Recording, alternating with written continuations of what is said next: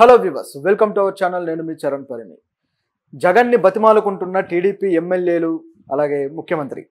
అసలు ఏంటి జగన్ని టీడీపీ ఎమ్మెల్యేలు కావచ్చు, శాసనసభలో ఉన్న అందరూ కూడా బతిమాలుకుంటున్నారు. ఎందుకు, ఏ విషయంలో అనేది ఇప్పుడు గమనిద్దాం. గత కొద్ది రోజులుగా అసెంబ్లీ సమావేశాలు జరుగుతూ వస్తున్నాయి కదా. ఈ సమావేశాల్లో జగన్ అయితే పాల్గొనటం లేదు. మొట్టమొదటిగా వాళ్ళ ప్రమాణ స్వీకారం జరిగినప్పుడు గవర్నర్ స్పీచ్ రోజు కేవలం అలా ఆయన అటెండ్ అయ్యి తర్వాత వెంటనే వెళ్ళిపోయిన తర్వాత మళ్ళీ తిరిగి రాలేదు. తర్వాత మళ్ళీ సమావేశాలు మొదలైన రోజు కూడా అలా అటెండ్ అయ్యి వెళ్ళిపోయాడు. ఆ రోజు మధ్యాహ్నం నుంచే డైరెక్ట్గా ఢిల్లీ వెళ్ళిపోయి ఆయన ధర్నా చేయడం కావచ్చు, ఇదంతా చూసాం. ఇప్పుడు మళ్ళీ సమావేశాలు కంటిన్యూ అవుతూ ఉన్నాయి కదా. ఇప్పుడు కూడా ఇంతవరకు జగన్ సమావేశాలకు వెళ్ళలేదు. మనం గతంలోనే 2-3 సార్లు చెప్పుకున్నాం, జగన్ సమావేశాలకు వెళ్ళే ఉద్దేశంలో లేడు, ఆయన అసెంబ్లీ సమావేశాలకి గైర్హాజరు అవ్వడానికే ఎక్కువ మొగ్గు చూపుతున్నాడు అని చెప్పి మనం మాట్లాడుకున్నాం. అయితే జగన్ దగ్గర ఉన్న అస్త్రం ఏంటంటే, నాకు ప్రతిపక్ష హోదా ఇస్తేనే నేను అసెంబ్లీకి వస్తాను అని చెప్పేసి ఆయన ఆల్రెడీ స్పీకర్కి లేఖ రాయడము, స్పీకర్ మాత్రం దాని మీద స్పందించకుండా ఉండటం, దాంతో జగన్ ఇక హర్ట్ అయిపోయి మొత్తానికి రావడం మానేశాడు. ఇది పరిస్థితి. అయితే అసెంబ్లీలో జరుగుతున్న కార్యక్రమాలన్నీ చూస్తూ ఉంటే ఇక రోజు రోజుకి జగన్ రాకపోవడము, అక్కడ అసెంబ్లీలో ఒక విధమైన లోటు కనిపిస్తుంది. సో ఖచ్చితంగా ప్రతిపక్షం అనేది ఉండాలి, మీరు రావాల్సిందే అని చెప్పేసి ఇప్పుడు అఖిలపక్షం ఏదైతే ఉందో వీళ్ళు అడుగుతూ వస్తున్నారనమాట. ఇది ఆశ్చర్యంగా ఉంది.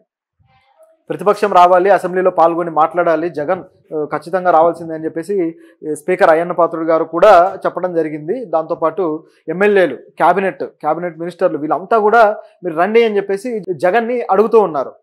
ఇది ప్రస్తుతం ఉన్న వార్త. అయితే దీనికి సంబంధించి కొన్ని విషయాలు ఉన్నాయన్నమాట. సో ఆ విషయాలు మనం మాట్లాడదాం. ముఖ్యంగా జగన్ ఎప్పుడైతే అసెంబ్లీ నుంచి రాకుండా వెళ్ళిపోయాడో, సో అప్పటి నుంచి కూడా ఈ ప్రభుత్వం అడుగుతూ వస్తుంది కదా. ఈ ప్రాసెస్లోనే ప్రభుత్వం మరో పని కూడా చేస్తూ వస్తుంది అసెంబ్లీలో. అదేంటంటే, ఒక్కొక్క శాఖకు సంబంధించి, ఒక్కొక్క విషయానికి సంబంధించి శ్వేతపత్రాలు రిలీజ్ చేయడం.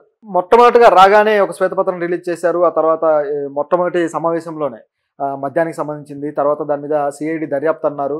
ఆ తర్వాత ఇప్పుడు మళ్ళీ ఆర్థిక శాఖకు సంబంధించి ఒక శ్వేతపత్రాన్ని రిలీజ్ చేశారు. ఈ శ్వేతపత్రం ఇప్పుడు మళ్ళీ వైరల్ అవుతుంది. సో ఇవన్నీ చంద్రబాబు గారు ఎందుకు చేస్తున్నారన్న ప్రశ్న అయితే మనకు వచ్చి ఉండాలి. ఈ శ్వేతపత్రాలన్నీ ఒకదాని తర్వాత ఒకటి ఎందుకు రిలీజ్ చేస్తున్నారు అని. ఎందుకు అంటే దీనికి సమాధానం ఒకటే, బడ్జెట్లో ఎంత లోటు ఉంది, మన ఖజానాలో, ఏపీ ఖజానా ఉంది కదా, అందులో ఎంత లోటు ఉందనేది ప్రజలకు చూపించడం కోసం ఈయన ఈ పని చేస్తున్నారు. ఖజానాలో లోటు ఎందుకు చూపించదలుచుకున్నారు అనేది గమనిస్తే మనకు విషయం అర్థమవుద్ది. అదేంటంటే, ఏపీ బడ్జెట్ ఎప్పుడైతే ఆయన హామీలు కావచ్చు, ఇవన్నీ సూపర్ 6 కావచ్చు, ఇవన్నీ అమలు చేయడానికి అనుకూలంగా లేదు, నేను భయపడుతున్నాను, మన దగ్గర నిధులు లేవు అని చంద్రబాబు గారు అన్నారు. సో దాంతో బడ్జెట్కి సంబంధించిన డౌట్లు అయితే వచ్చేసాయి. ఏం జరగబోతుంది, సూపర్ 6 అమలు అవుతుందా లేదా అని చెప్పేసి. దానికి తగ్గట్టుగా సూపర్ 6లో కొన్ని విషయాలను పోస్ట్పోన్ చేయడం జరిగింది. తల్లికి వందనం పోస్ట్పోన్ చేశారు, అంటే వచ్చే సంవత్సరం నుంచి అందుబాటులోకి వస్తుంది అన్నట్టుగా. అలాగే కొన్ని ప్రాజెక్టులు ఈ విధంగా పోస్ట్పోన్ చేస్తూ వస్తున్నారు.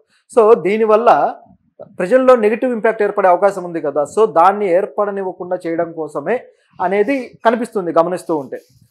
ఇలా శ్వేతపత్రం రిలీజ్ చేసి ఈ శాఖలో ఇంత అవినీతి జరిగింది, ఆర్థిక శాఖలో ఇంత జరిగింది, అలాగే మద్యం శాఖలో ఇంత జరిగింది అని మొత్తం చూపిస్తూ వస్తే ఆ లోటేంటో ప్రజలకు అర్థమవుతుంది. ఖజానాలో డబ్బులు లేవు, గత ప్రభుత్వం మొత్తం తినేసింది, గత ప్రభుత్వం ఏమాత్రం డబ్బులు పుట్టించే మార్గం చేయలేదు, కేవలం వాళ్ళు డబ్బులు దండుకునే ప్రోగ్రాంలోనే ఉన్నారు అన్నట్టుగా ప్రజలు అర్థం చేసుకోవడం కోసం డిజైన్ చేసిన శ్వేతపత్రాలలాగా ఇది కనబడుతుంది.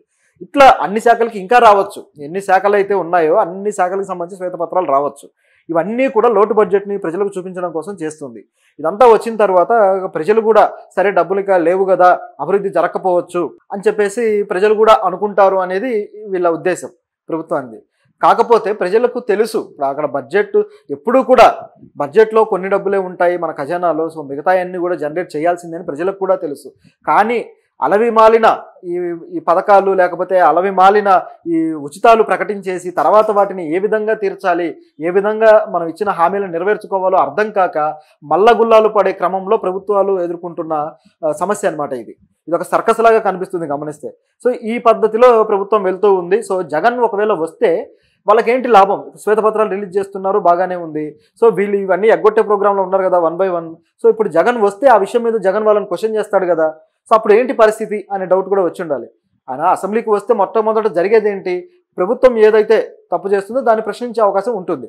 ఎందుకు జగన్ని పిలిచి మరీ వాళ్ళు ప్రశ్నించేలా ఆయన ఎంకరేజ్ చేస్తున్నారు, ఆయన ప్రశ్నలు ఎదుర్కోవాలనుకుంటున్నారు అనేది గమనిస్తే మనకి ఇంకో విషయం అర్థమవుతుంది. అదేంటంటే, జగన్ ఒకవేళ అసెంబ్లీకి వస్తే ఈ శ్వేతపత్రాలన్నీ ఆయన ముందే పెట్టి, ఈ శ్వేతపత్రాల్లో ఏవైతే విషయాలు ఉన్నాయో, ఆర్థిక సంబంధించిన స్కాములు కావచ్చు, లేకపోతే వీళ్ళు దోచుకున్న డబ్బు కావచ్చు, ఇదంతా అక్కడ ముందు పెడితే అప్పుడు జగన్ మాట్లాడడానికి అవకాశం ఉండదు. ప్రజలు కూడా మొత్తం ఈ సంవాదాన్ని చూస్తారు కాబట్టి ప్రజలకు కూడా ఒక క్లారిఫికేషన్ ఇచ్చినట్టు ఉంటుంది. మేము ఇవన్నీ పోస్ట్పోన్ చేయడానికి తప్పు మాది కాదు, కారణం మేము కాదు, గత గవర్నమెంటే అని చెప్పడం కోసం దానికి ఒక ప్రూఫ్గా ఈయన పిలుస్తున్నారేమో అన్నట్టు కనిపిస్తుంది. ఎందుకంటే ఇప్పుడు వీళ్ళు 11 మంది వచ్చిన తర్వాత అసెంబ్లీలో దాదాపు 150 మందిని ఎదుర్కోవడం అంటే మామూలు విషయం కాదు కదా. అది సాధ్యమా? ఏమాత్రం సాధ్యమయ్యే పని కాదు. పైగా స్పీకర్ నాకు టైం ఇవ్వరు, స్పీకరు నా మైక్ని కట్ చేస్తారు, నాకు ఏమాత్రం టైం ఇవ్వట్లేదు, సాధారణ ఎమ్మెల్యేగానే నాకు ట్రీట్మెంట్ ఉంటుంది కాబట్టి నేను రాను అని చెప్పేసి ఈయన అన్నాడు. దానికి స్పీకర్ కూడా సమాధానం ఇచ్చారు ఆల్రెడీ. మేము ఖచ్చితంగా టైం ఇస్తాము, ముఖ్యంగా ఈ పార్టీ ప్రాతినిధ్యాన్ని బట్టి టైం ఇస్తాము అని చెప్పేసి స్పీకర్ అన్నారు. ఎక్కువ మంది జనాభా ఎవరికి ఉన్నారు? ఎమ్మెల్యేలు ఖచ్చితంగా ప్రభుత్వానికే ఉన్నారు, టీడీపీ గవర్నమెంట్కి, సో వాళ్ళకి ఇస్తారు. తర్వాత ఎవరున్నారు ప్రాతినిధ్యంలో చూస్తే జనసేనకు ఉన్నారు. సో జనసేనకు కూడా తర్వాత అవకాశం ఇస్తారు. ఆ తర్వాత 3వ అవకాశం ఖచ్చితంగా పార్టీ దామాషా ప్రకారం జగన్కు వస్తుంది. కాకపోతే ఆయన ప్రధాన ప్రతిపక్షంగా ఉండటం వల్ల ఎక్కువ అవకాశం ఉంటుంది మాట్లాడడానికి అనేది ఆయన ఉద్దేశం. ఆయన ఉద్దేశం కూడా తప్పుపట్టేది కాదు. ఎందుకంటే ప్రజాస్వామ్యంలో ఖచ్చితంగా ప్రతిపక్షం అనేది అవసరం. ప్రతిపక్షం లేకపోతే ఈ ప్రశ్నలన్నీ ఎవరు సంధిస్తారు? ఎవరు ప్రభుత్వం చేసే తప్పుల్ని కావచ్చు వాటిని ఎండగడతారు? కాబట్టి ఖచ్చితంగా ప్రతిపక్షం అనేది అవసరం. ప్రజాస్వామ్య పరిరక్షణకు కూడా ఇవన్నీ అవసరమైన విషయాలే. సో ఇదిలా ఉంది. అయితే ఈరోజు జగన్కు ఒక మంచే జరిగింది. ఏంటంటే కోర్టులో ఈయన ఆల్రెడీ పిటిషన్ వేశారు కదా, నాకు ప్రతిపక్ష హోదా ఇవ్వట్లేదు వీళ్ళు 10% ఎమ్మెల్యేలు అని చెప్పేసి కొత్త రూల్ ఒకటి చెప్తున్నారు, కానీ అది రాజ్యాంగంలో లేదు, సో మీరు ఎలా దాన్ని ఫాలో అవుతారని చెప్పేసి ఆయన కేసు వేయడం జరిగింది. సో కోర్టులో పిటిషన్. ఇప్పుడు ఆ పిటిషన్ మీద వాదించిన కోర్టు ఒక విషయాన్ని వెల్లడించింది. అది ఏంటంటే శాసనసభకి ఒక విషయం తెలియజేసింది.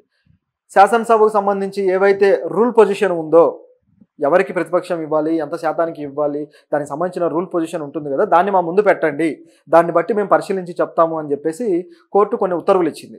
ఇప్పుడు ఆ ఉత్తర్వులను బేస్ చేసుకొని శాసనసభ పెట్టాల్సిన అవసరం ఉంది.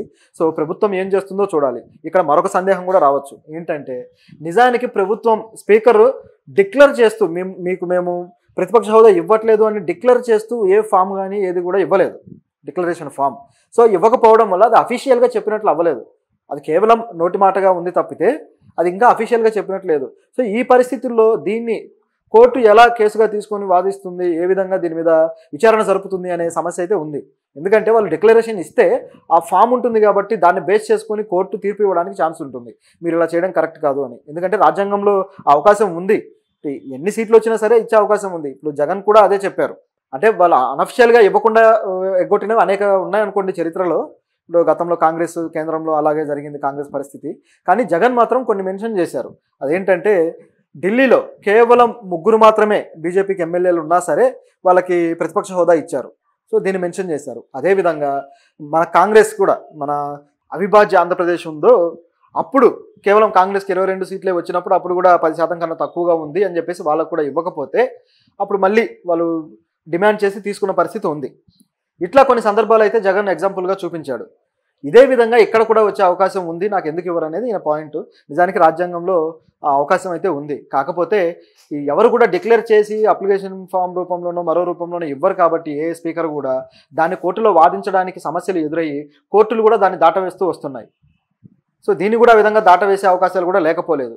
అదంతా కూడా ఒక పొలిటికల్ టాక్టిక్స్తో జరిగే పని. అయితే ఇప్పుడు మరి కోర్టు దీన్ని సీరియస్గా తీసుకొని మీరు ఇవ్వాల్సిందే అని ఉత్తర్వులు జారీ చేస్తే అప్పుడు ఏం చేస్తారో చూడాలి.